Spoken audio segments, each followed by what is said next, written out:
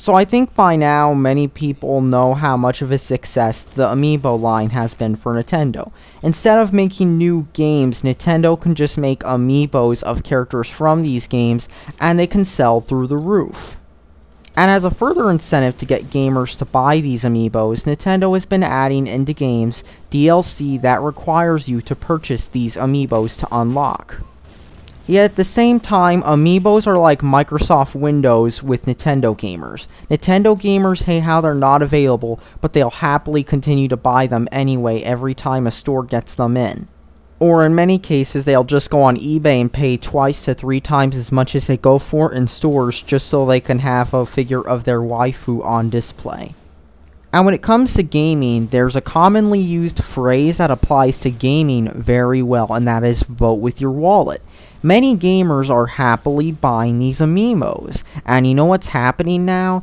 Nintendo is now letting third parties make Amiibos. Now this is actually a troubling trend for gaming.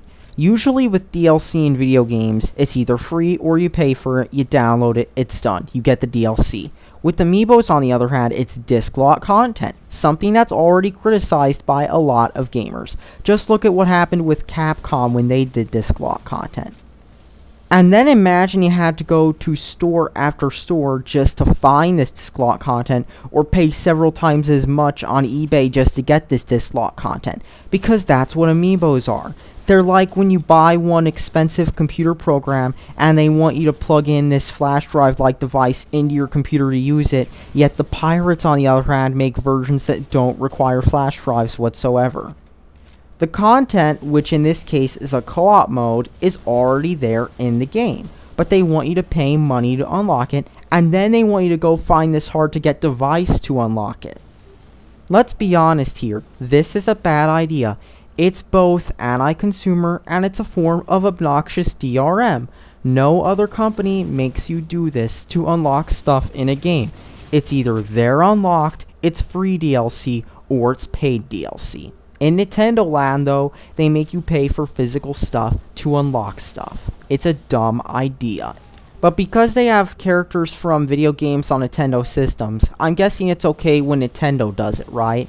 I mean, after all, it seems fitting that the first third-party Amiibo is from one of those wannabe retro 8-bit games, doesn't it?